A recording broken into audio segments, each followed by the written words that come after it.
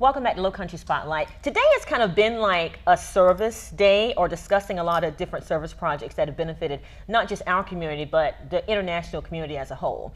As promised, we have with us Dr. Nona Nurse Gilliard, and she is with the Links Incorporated, but she's also with Gentle Dental Care. I dare you to say that 10 times fast, in Moncks Corner. So Nona, thank you so much for coming to Low Country Spotlight. Good morning. Thank you for having me. Oh my gosh, this is so great. I'm so excited. Now, we were talking to Mary earlier, and you and Mary actually went to the trip to Jamaica with the Links Incorporated back in January. That's correct. And we had such a wonderful time. Yeah. There's a great need, and we were able to, along with several other providers, service a lot of people. And you're a dentist. Correct. And the wonderful thing that I think about when I think about the fact that you give your time and your talent to go and help some of these children in a third world country. Tell us a little bit about what you were actually able to do and some of the things that you accomplished while there. Sure. Well, you know, to whom much is given, much is expected. Oh, yeah. And I loved this trip. I had a wonderful time. There's a lack of dental care for the children in Jamaica. There's a lack of access to care. Yeah. And so I was one of 3 other providers, dental providers, at St. Mary's Primary School. Yeah. We were able to do screenings, evaluations, and assessments of the children that I saw. Yeah. 50% or more of those children had an urgent care need. You're kidding. Now Derek is going to put up some pictures of some of the services you actually provided. Sure. But you know, while our viewers are looking at that, you're saying 50% of the kids you saw had a problem. Or more. So I'm really being, you know, it was closer to 60, 70%. Yeah. And I saw a group of 4-year-olds. At 4, you only have 20 teeth. Yeah, yeah. You know, and anywhere from 15 or more of those for some of the children. Yeah. They needed not just dental care, but an urgent appointment. I am completely floored. You put it in such layman's terms that if you're a child with only with 20 teeth at the age of 4, and then 15 of your teeth, and that's more than 50%. Issues. So that's what I'm saying. And so we were able to screen, assess, and then from there send the children home with kind of a write-up of what they needed. And then what we're hoping that's going to happen is to have other dental providers in their area somehow do some pro bono work, perhaps, and try to help us, because the need is so great. What causes that? I mean, you know, when your child gets that one tooth in, you know, you start them to brushing it and things of that nature, and you seem to move, you know, throughout the child's life, you know, with dental hygiene and things of that nature. What causes a child at the age of 4 to have 15 bad teeth in their head out of 20? Well, you know, sometimes it's just lack of knowledge. Yeah. People would be surprised to know that milk causes dental decay. Okay. Because they're putting the children to bed with the bottles in their mouth. Oh, wow. So, okay. Yeah.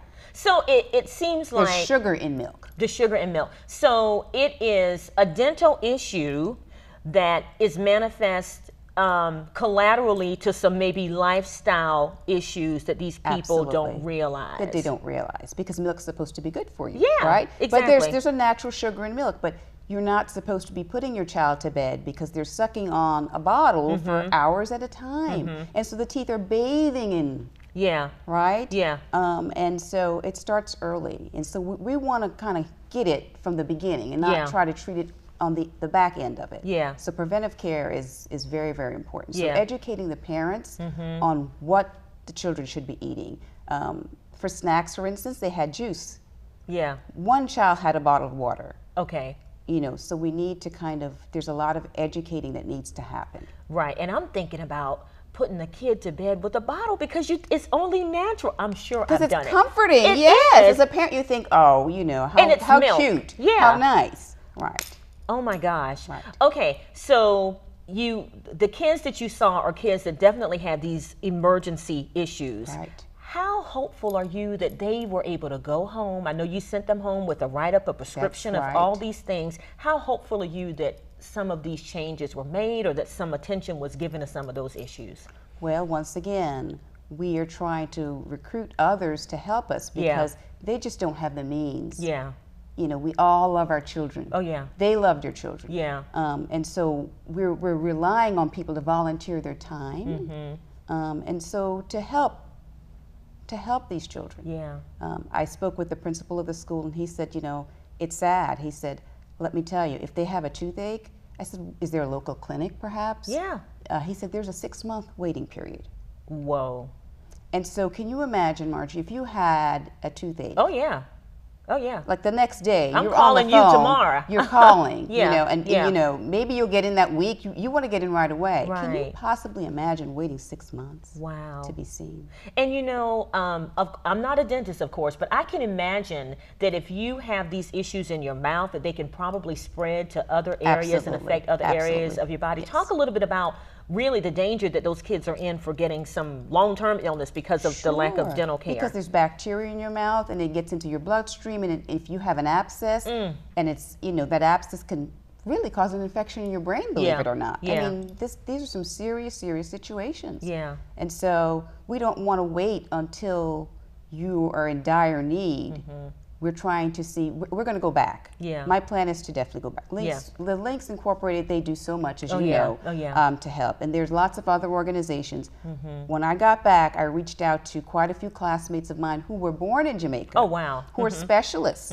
And I'm trying to get them together, perhaps maybe the first week in December or so, to see if we can go back as a group, or, you know, with everyone's schedule, alternate and see what can be done, and maybe go twice a year as opposed to just once a year. Yeah. So there's a big need. And wouldn't it be wonderful to go back and find, you know, one of those little boys on the pictures that you were examining, and their family was just able to take hold to this message, and, you know, and you look in his mouth, examine him again, and there's been some relief and things have gotten better. Absolutely. And the parents, let me tell you, the parents are so open. They're so, I mean, they want to help their children. They just don't have the means. Yeah. They don't have the needs. And in our last minute, we talk about, again, doing things internationally. Talk to us a little bit about your practice here, and what is it that you're seeing with some of your patients, young patients specifically, since we're talking about these little kids? You know, it's funny because even here in the United States, we have some of the same issues, some of the same problems, just lack of knowledge.